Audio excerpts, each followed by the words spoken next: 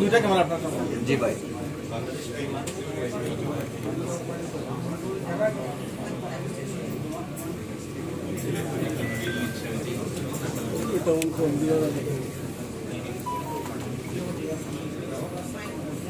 সবাই দেখিলে আমরা কিছিলাম কিস কিস হলে তিন নম্বর কিস কিস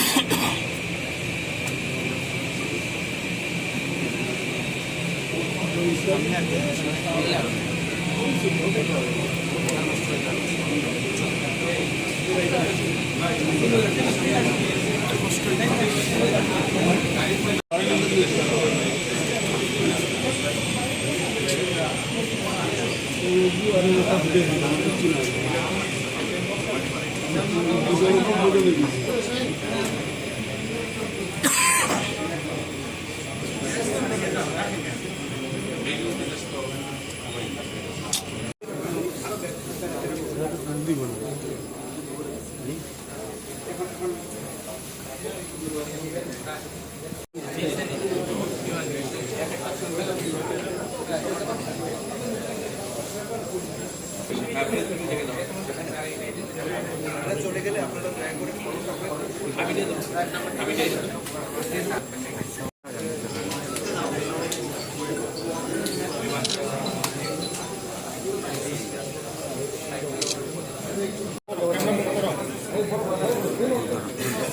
তেলে দিয়ে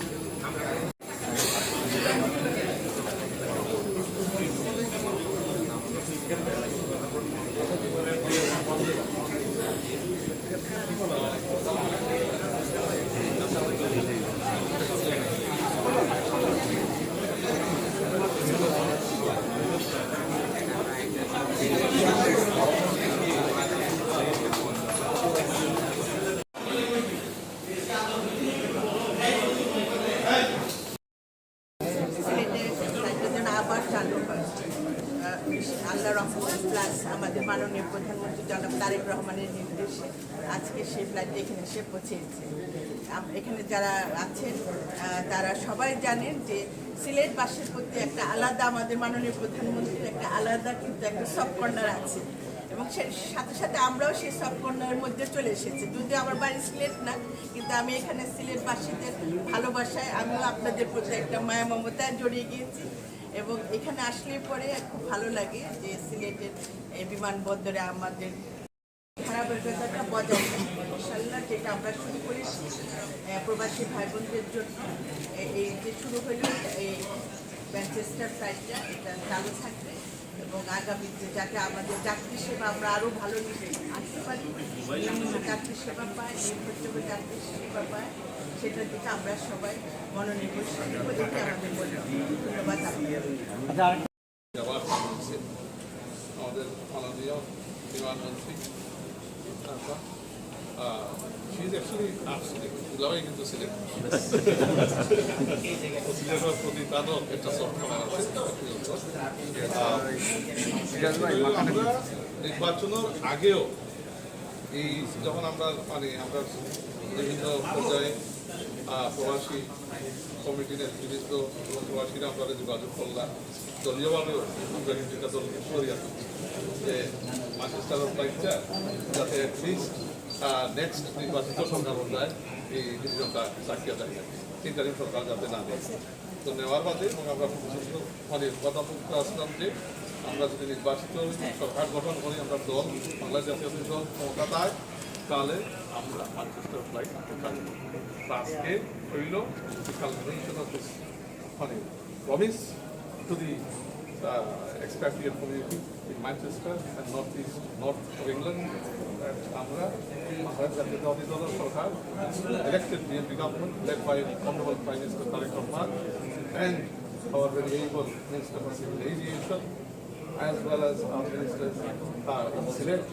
Together we have all come together এবং আজকে আমরা নেতৃত্বে আমরা এই ফ্লাইটটা চালু করতে পারলাম বিমান মন্ত্রণালয়ের পক্ষ থেকে আবার ওয়ান্ডারফুল ডে।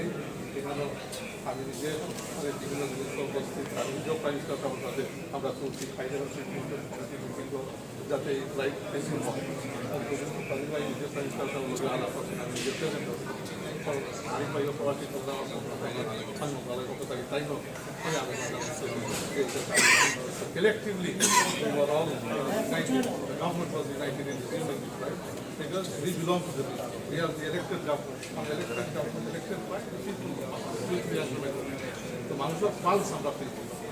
তো পালস আমরা ফিল করছি ম্যানচেস্টার রাইট খুবই জরুরি এবং প্রবাসী এবং আমরা যেসব সরকারের যে একটা মানে স্ট্রং বন্ধন তৈরি করা একজন মধ্যে আগ্রহী আবার ইনশাআল্লাহ আপনারা আইবা খালি পর্যটক হিসাবে হিসাবে আমরা ইনশাআল্লাহ বাংলাদেশে আইবা নিরাপদে থাকবা ইনভেস্টমেন্ট সবসময় করা যায় খবর থাকবো এবং ইনশাআল্লাহ আওতা বেসামরিক বিমান এবং পর্যটন মন্ত্রী আফরোজা খানম আমরা আপা আছেন পাশে আমাদের পররাষ্ট্র বিষয়ক উপদেষ্টার জন্য হুমায়ুন কবির আছেন।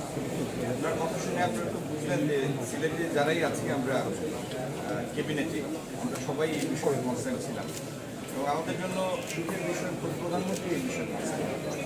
প্রধানমন্ত্রীরও যেভাবে যে কারণে সিলেটের প্রতি একটু বাড়তি মায়া মমতা আমার মাননীয় বিমানমন্ত্রীরও সেই একই কারণে বাড়তি মমতা আমি ইতিমধ্যে ওনার সাথে বেশ কয়েকবারই আলাপ করেছি এবং উনি সম্মতিও দিয়েছেন আগামী দিনে ইনশাল্লাহ সিলেট কক্সবাজার রুটের বিমান আমরা দেখব। আর আমি আপনার সাথে এটাও আমাদের মাননীয় মন্ত্রীর সাথে এটাও আলাপ করেছি আমাদের সিলেটবাসীর দীর্ঘদিনের দাবি সিলেট বিমানবন্দরটি একটা ফাংশনাল আন্তর্জাতিক বিমানবন্দরে পরিণত। সেই জন্য বাইরের আমি নাম বলবো না কারণ এটা ওনার একটি উনি বলবেন ভবিষ্যতে যে সমস্ত আন্তর্জাতিক এয়ারলাইন্স এই রুটে তাদের ফ্লাইট পরিচালনা করতে চায় ইনশাল্লাহ আমাদের মাননীয় মন্ত্রী সেটি সদয় বিবেচনা করবেন যাতে এটি সত্যি একটি আন্তর্জাতিক বিমানবন্দর পরিণত হয়। আর সিলেট আমার নির্বাচনী ম্যানিফেস্টোতেও ছিল সিলেট বিমানবন্দর থেকে আমরা একটা রিজিওনাল কমিউনিকেশন হাব প্রতিষ্ঠা করতে চাই।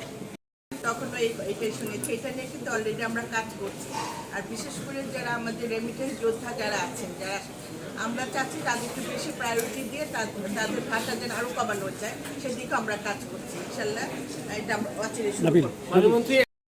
কারণ আমরা অলরেডি আপনারা জানেন যে আমরা বিমান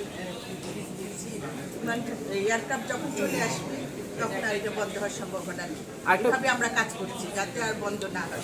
একটা বিষয় আমাদের বদ্ধ পরিকল্পনা আছে কিনা এটা আগে শুনতে আমি বলেছি যে বিমানে ভাড়া নিয়ে আমরা আভ্যন্তরীণ নিয়ে আমরা কাজ করছি কারণ আপনারা দেখছেন যে দীর্ঘদিনের একটা জব ব্যবস্থাপনা সেটা থেকে বের হয়ে আসতে আমাদের একটু সময় লাগে আমার যাতে মধ্যবিত্ত যারা আছেন তারা যাতে মানে স্বস্তিতে ভ্রমণ করতে পারেন আমরা সেদিকেও কাজ করছি। আচ্ছা মাননীয় একটা প্রশ্ন শুনে নেন ঢাকা সৈয়দপুরের দূরত্ব হচ্ছে নটিক্যাল মাইল 260 মাইল 260.2 মাইল সেখানে সর্বনিম্ন ভাড়া 5,500 সর্বোচ্চ 11,750 টাকা।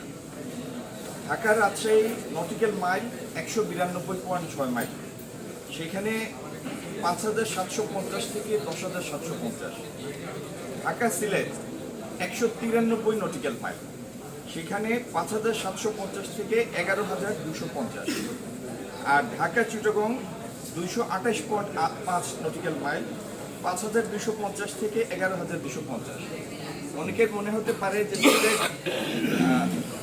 ডিসপ্রপোর্শনেটলি হাই ব্যাপারটা সেরকম না। আপনি বলতে পারেন যে সব জায়গাতে হাই অথবা লো আপনার যা ইচ্ছা বলতে পারেন কিন্তু সিলেটের জন্য আলাদা হাই বা লো না। আমাদের অনুরোধ থাকবে সবার জন্য এটা আরো কিভাবে সাশ্রয়ী করবেন আপনার কাছে সে অনুরোধ। বিমানের অবস্থান দেখে যতটুকু সাশ্রয় করা যায় সেটা সম্পর্ক ওই উচ্চতায় উন্নীত হয় আমাদের ইচ্ছা আছে কোনো এক সময় গুয়াহাটি রুটে এবং অন্যান্য রুটে সিলেট থেকে যেন সরাসরি বিমান যায়। আমাদের আন্তঃরাষ্ট্রীয় সম্পর্ক, সাংস্কৃতিক যোগাযোগ, ব্যবসার যোগাযোগ, ট্রেড কমিউনিকেশন সব যেন উত্তরোত্তর বৃদ্ধি পায়, এই লক্ষ্যে আমাদের প্রচেষ্টা চালু থাকে। ধন্যবাদ সবাইকে। আমার সাথে মাননীয় বাণিজ্য মন্ত্রীর সাথে যে আলাপ হয়েছে, এটা নিয়ে আমরা অলরেডি কাজ শুরু করছি। আমরা চাচ্ছি যে যত দ্রুত পারি এটা চালু করার চেষ্টা করব। জি ম্যাডাম, 126 দিন পরে এই ফ্লাইটটা চালু হলো। এর আগের বার আমরা দেশে আন্দোলনও করতো, এটা আর হবে কিনা আমরা সেটা জানতে চাচ্ছি। আমরা কোনো আন্দোলনও চাই না, আমরা চাই যে এর যে রুটটা চালু করেছি সেটা চালুই থাকবে। Thank you. আর সে ব্যাপারে আপনাদের সবার সহযোগিতা লাগবে। আর আপনারা জানেন মাননীয় প্রধানমন্ত্রীর নির্দেশে কিন্তু এটা চালু হয়েছে, সুতরাং এটা বন্ধ হওয়ার কোনো অবকাশ নেই। ধন্যবাদ। আপনারা ধরে নিতে পারেন 2027-এর দিকে আমরা এটা হাতে পেয়ে যাব। বেশি দিন না, কিন্তু তখন আপনাদের ইন্টারন্যাশনালি ভাবে এটা আরও ফোকাস হয়ে যাবে।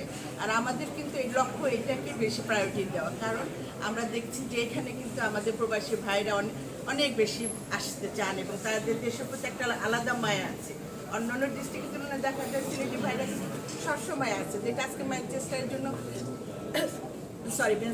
জন্য তারা যেভাবে আমার কাছে আকুতি করেছে, তখন আমার মনে হয়েছে যে না, এটা আমাকে খুলতেই হবে। সেই বেসিসে মাননীয় প্রধানমন্ত্রীর সাথে আলাপ আলোচনা এবং এখানে আমাদের পাশে একজন অ্যাডভাইজার বাণিজ্য মন্ত্রী আছে, তারা সবাই মিলে এটা আসলে সম্মিলিত প্রচেষ্টা, একা তো কোনোটা হয় না।